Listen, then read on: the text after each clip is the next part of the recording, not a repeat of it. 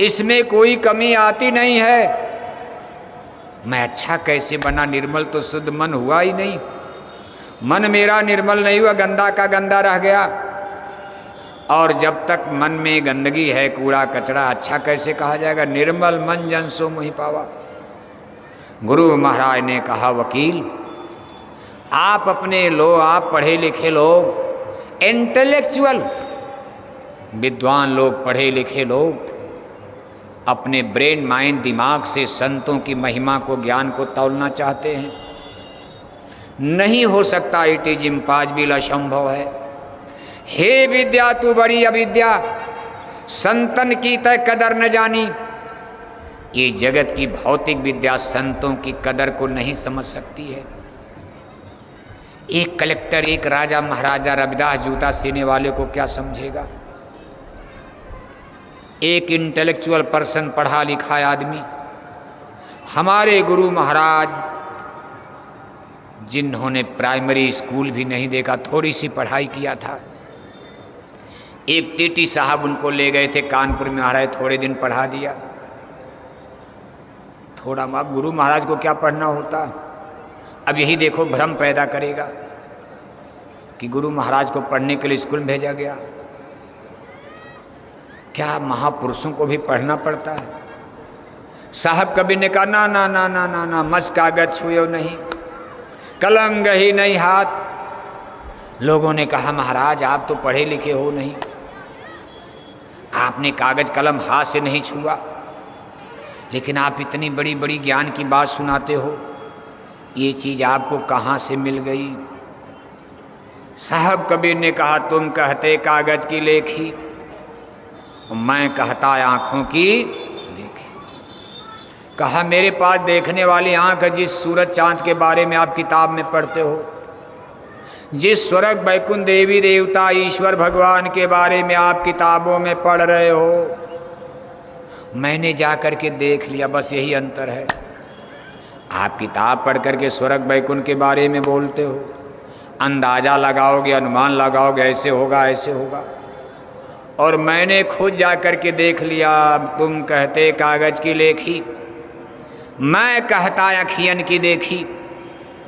अब देखने में और सुनने में, पढ़ने में कितना फर्क होगा, सोचो आप किताबें physics, chemistry, math, algebra, zoology, botany सब पढ़ डालो, ज्योग्राफी पढ़ो, हिस्ट्री पढ़ो, हिंदी पढ़ो, अंग्रेजी की किताब किताब है, किसी आदमी ने लिखा, उसी को आप पढ़ते हो। और जिसने जाकर के खुद देवी देवता ईश्वर भगवान, जहाँ से सारा ज्ञान की धार निकल रही है, जैसे भगवान भास्कर से सूरज की ऊर्जा, एनर्जी निकलकर हमारी सारी धरती को चार्ज कर रही, ऊर्जा एनर्जी दे रही है, ऐसे जहाँ से सारा ज्ञान विज्ञान प्रभावित रहा, निकल रहा, किरणें, रेज, जिसने जाकर उस सोर्स को, उस सेंटर को, केंद्र को देख लिया, उसको फिजिक्स, केमिस्ट्री का न्यूटन, गैलीलियो पढ़ना पड़ेगा। आप न्यूटन को पढ़ रहे हो, गैलीलियो को पढ़ रहे हो, भाप का इंजन बनाने वाले जेम्स वाट को पढ़ोगे, आप परमाणु बम बनाने वाले उसके जनक आइंस्टीन को पढ़ते हो, आप आर्किमिडीज साहब को पढ़ोगे, आखिर हम आप तो इन्हीं को पढ़ेंगे।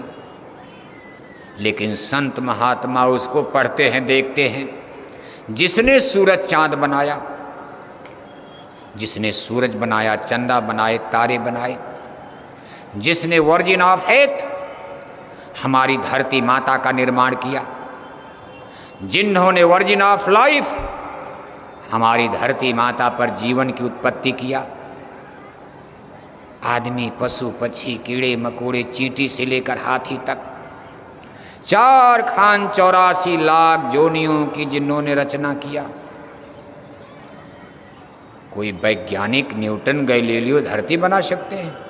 परमाणु बम तो बना दिया, दुनिया मर जाएगी। परमाणु बम खाने के काम नहीं आएगा। आज नहीं तो कल परमाणु बम तो फूटना, क्या करोगे आप? गुरु महाराज तो चाह रहे, महापुरुष चाह रहे, भाई ना हो ऐसा। मर जाओगे, कट जाओगे, सीधे नरक चले जाओगे, जीते रहोगे, कोई गुरु मिल जाएंगे, सत्संग मिल जाएगा। अभी भारत पाकिस्तान की लड़ाई हो जाए, सत्संग वत्संग बंद हो जाएगा। उसी बीच में कोई मर गया तो कहाँ नामदान मिलेगा, कहाँ गुरु दीक्षा, कहाँ सत्संग मिलेगा। काल प्रभु तो यही चाह रहे कि इनको मार काट करके जल्दी नरकों में डाल दो, 84 में डाल दो, गाय बैल में डाल दो इनको, फिर ये मानव जन्म जल्दी मिलेगा नहीं, खेल खत्म हो जाएगा। लेकिन महापुरुष इस पर रोक लगा रहे हैं कि नहीं नहीं आप ठहर जाइए, अभी विश्व युद्ध नहीं, रुक जाइए, मैं अभी और लोगों को। आपको क्या पता भारत पाकिस्तान ऐसे नहीं होगा। और जिस दिन होगा धरती पर प्रलय मच जाएगी। कहाँ से शुरू होगा अभी आपको पता नहीं, वो सब गुरु महाराज बता कर गए हैं कैसे कैसे होगा। लेकिन इसमें नुकसान बहुत बड़ा होने वाला, यानी भौतिकवाद अध्यात्मवाद दोनों सिरे अलग अलग हैं। एक बड़ा सुंदर देखो, जिसका ट्रेन का समय हो जाए धीरे से झोला उठाना चले जाना है। ऐसा नहीं टिकट कैंसिल मत करना, आपने टिकट ले लिया है। जिनको रहना है निजी गाड़ी से आए हो, थोड़ा 10-20 मिनट लेट हो जाएगा, क्या फ़र्क, अपनी गाड़ी है, बस आपकी है, बस भी 10-20 मिनट रुक सकती। लेकिन जिनका ट्रेन का टिकट है, समय हो जाए तो धीरे से चले। सत्संग तो चलता रहेगा, सत्संग तो यहाँ 10 आदमी रहोगे तब भी चलेगा। गुरु महाराज कहते थे हम लोगों से चिड़िया को भी सुना दो, कोई न सुने। पहले जब कोई नहीं सुनता था तो गुरु महाराज ने हम लोगों को ट्रेनिंग दिया, कहा बच्चा जंगल में जाना, अब पेड़ के सामने खड़े होकर सुना, का हम पेड़ को सुना रहे हैं, पेड़ में भी जीवात्मा है, जय गुरुदेव नाम सुनकर पेड़ पौधों का भी भला होगा, सुना देना पेड़ पौधे को। तो ऐसा नहीं कि आप लोग चले जाओगे। सत्संग तो 21 तक का ही है, 21 मई कल का दिन, तारीख निश्चित है, इसलिए संकल्प करके आया करो। आप बीच में संकल्प काट दोगे, अधूरा लाभ मिलता है।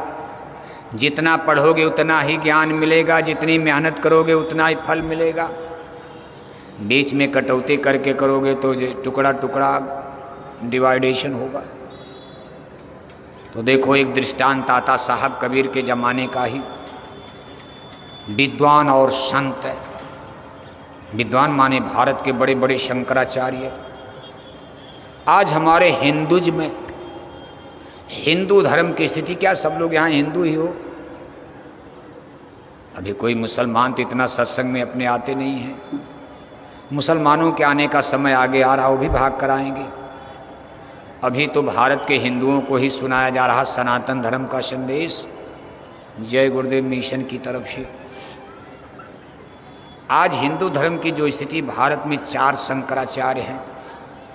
शंकराचार्य का मतलब हिंदू धर्म में सबसे बड़ी गुरु गद्दी पर जो लोग विराजमान हैं, सुपर पावर हिंदू धर्म की, उनको शंकराचार्य कहा जाता। इनकी संख्या आज 4 हो चुकी है। लेकिन जगत गुरु शंकराचार्य, आदि शंकराचार्य, ये पीठ 4 बन गए, लेकिन पहले एक था।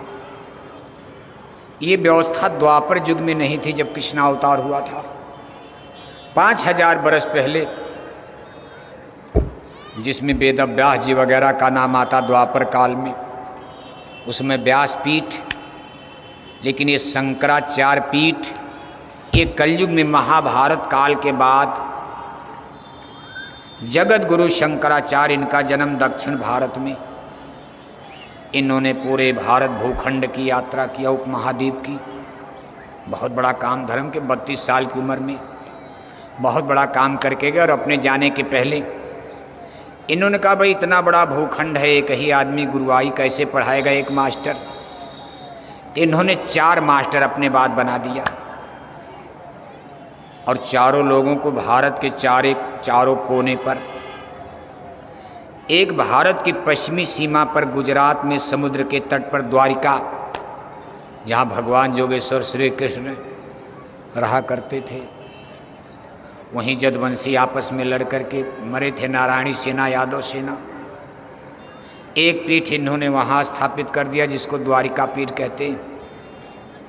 शंकराचार्य माने गुरु, अब एक गुरु वहाँ बैठा दिए, दूसरा भारत की पूर्वी सीमा पर जगन्नाथपुरी, ये उड़ीसा में आता है, एक वहाँ बना दिया, एक शंकराचार्य वहाँ हो गए। एक भारत की उत्तरी सीमा पर हिमालय में बना दिया, एक शंकराचार्य वहाँ हो गए। एक भारत की दक्षिणी सीमा पर कोच्चिपुरम, एक वहाँ हो गए, 4 गुरु हो गए। और ये चारों शंकराचार्य पीढ़ी चल रही। शंकराचार्य माने नाम नहीं, ये जैसे मास्टर, प्रोफेसर, टीचर, यह एक पद है। एक गुरु जाते हैं, दूसरे आ जाते। शंकराचार्य की गद्दी आज भी चल रही। अभी देखो इलाहाबाद में जब महाकुंभ लगा था, ये चारों शंकराचार्य वहाँ 40 दिन तक डेरा डाले रहे। इसके पीछे फिर और गुरु बने, तो कहा गया भाई शंकराचार्य तो अब 4 ही रहेंगे, इसमें 5 नहीं हो सकता। कहा और बड़े बड़े गुरु कहाँ जाएंगे? कहा इनको, इनके अखाड़े बनेंगे, अब इनको पीठाधीश्वर कहा जाएगा।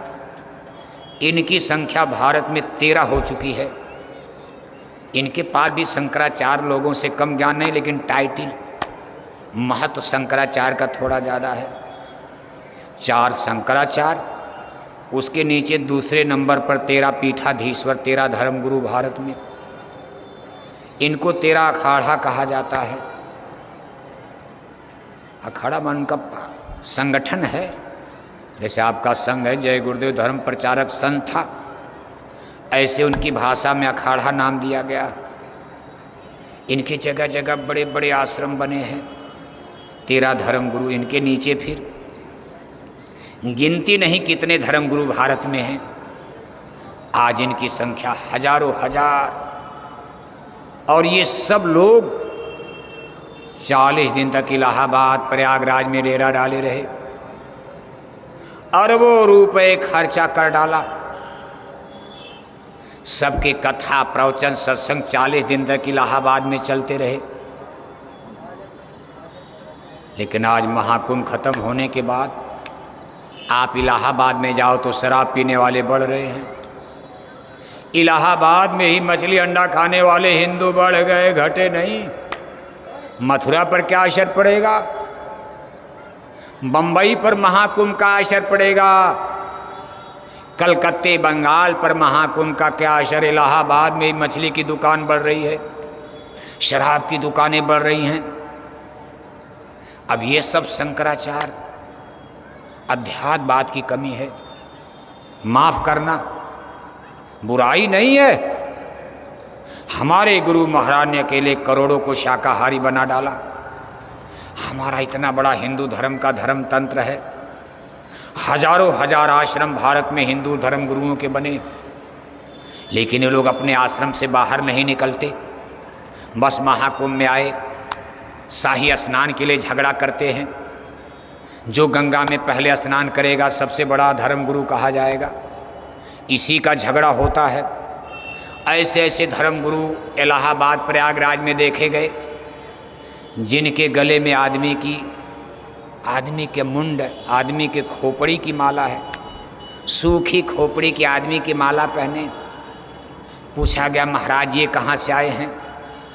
अरे कहे सिद्धपीठ हिमालय से आए हैं, साल भर हिमालय में रहते हैं, बस केवल महाकुंभ में आते हैं, प्रकट होते हैं, फिर हिमालय में चले जाएंगे। कहा गले में खोपड़ी क्यों आदमी की टांगे हैं? कहा इसी में भोजन करते हैं, इसी में पानी पीते हैं। बताओ आप, आदमी की खोपड़ी गले में, उसको आपने सिद्धपीठ बना दिया, सीधी उसको आपने सिद्धेश्वर बना दिया। आपने सनातन धर्म की ऐसी तैसी कर डाला। जहाँ एक पशु पक्षी मारना सनातन धर्म उसकी खिलाफत करता। सत्य हिंसा परमो धर्म है। वो लोग मनुष्य की भी मांस को खा जाते, मुर्दा, और उसको आप शाही स्नान करवा देते हो। उनका सम्मान करोगे, धर्म डूबेगा बचेगा? धर्म, वेजिटेरियन लाइफ सिस्टम, और ये सब तमाशा इलाहाबाद में आपने किया है।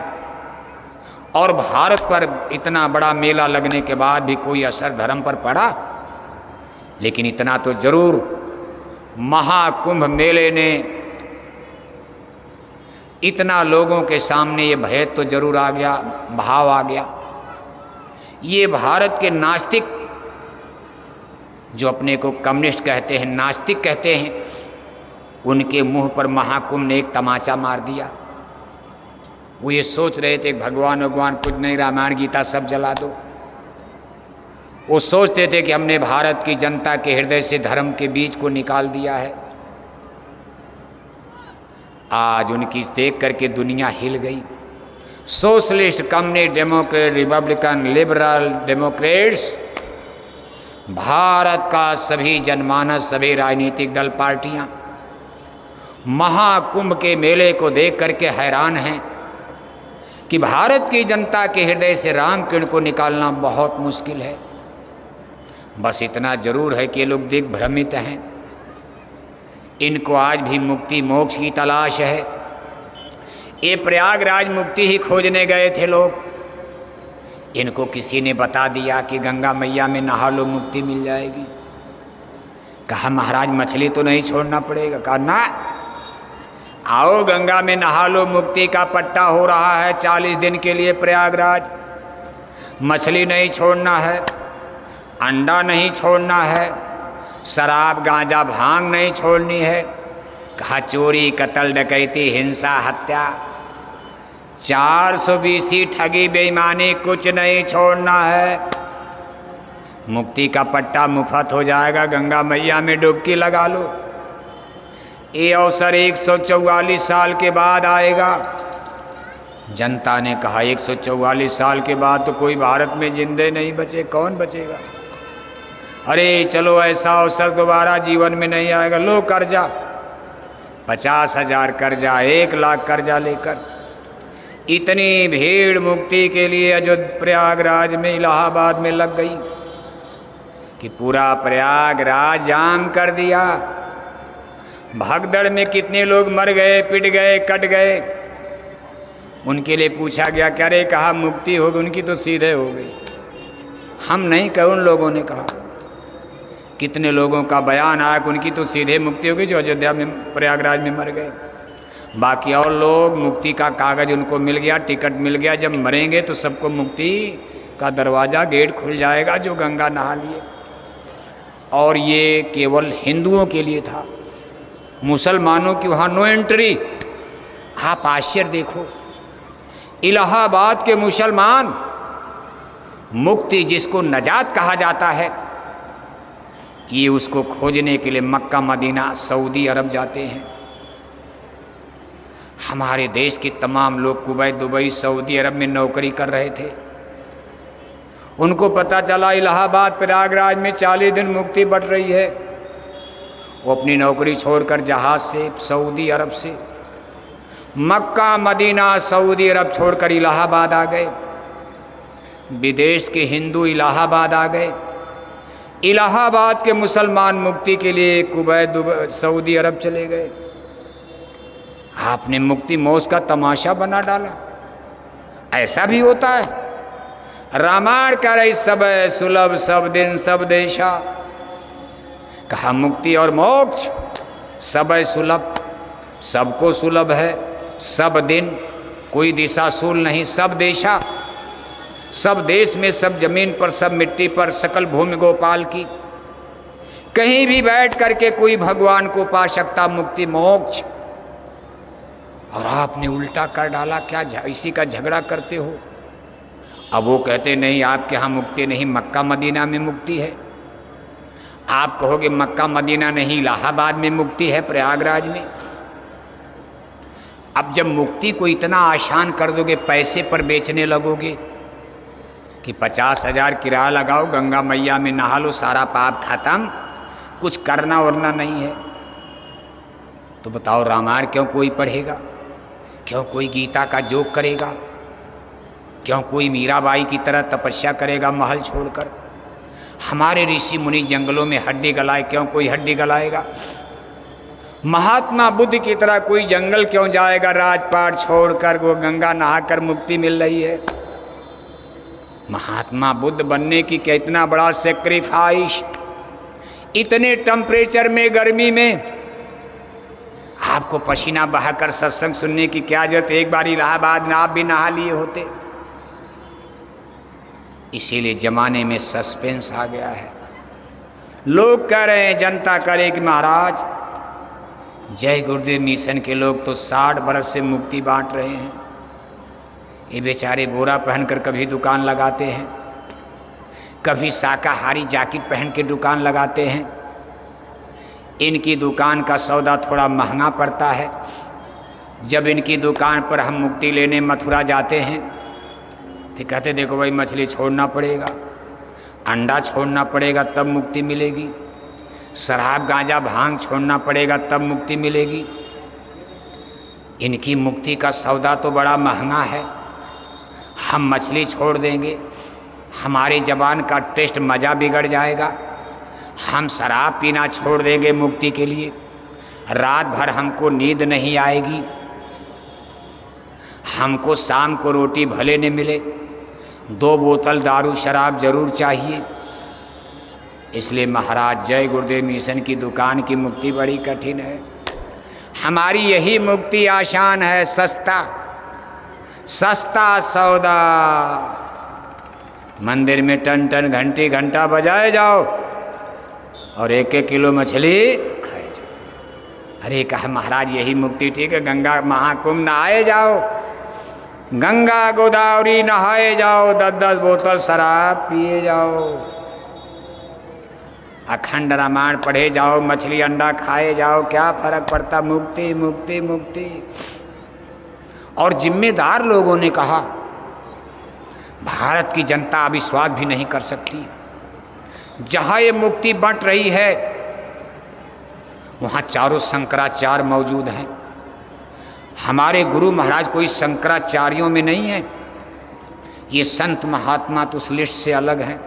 ये जो हमने आपको सूची बताई है, जो हिंदू धर्म के गुरु जिनको पावर मिली है, ये सरकार के बनाए कानून का विरोध कर सकते हैं। अगर हिंदू धर्म के खिलाफ कोई बिल कोई कानून आए तो शंकराचार्य बोल सकते हैं। ये सब लोग जब ये मुक्ति प्रयागराज में बट रही थी मौजूद थे। हमारे किसी शंकराचार्य ने इसका खंडन नहीं किया। इनका वहाँ अधिवेशन संसद बैठी थी, धर्म संसद। इन्होंने धर्म संसद में केवल एक बात कही कि भारत में गोरक्षा करनी है, तब भारत में राम राज आएगा, परिवर्तन होगा, सनातन धर्म की रक्षा होगी। लेकिन शंकराचार्यों की संसद में ये प्रस्ताव नहीं पास हो पाया कि भारत की धरती पर जीव हिंसा, जीव हत्या, पशु पक्षी मारना, इसको रोकना है, तब सनातन धर्म की रक्षा होगी। केवल गाय माता की रक्षा का प्रस्ताव धर्म गुरुओं के धर्म संसद इलाहाबाद में पास करके 26 फरवरी को महाकुंभ का समापन हो गया। मार्च को सभी धर्मगुरु अपने अपने डेरा में, आश्रम में चले गए, कोई दिखाई दे रहा।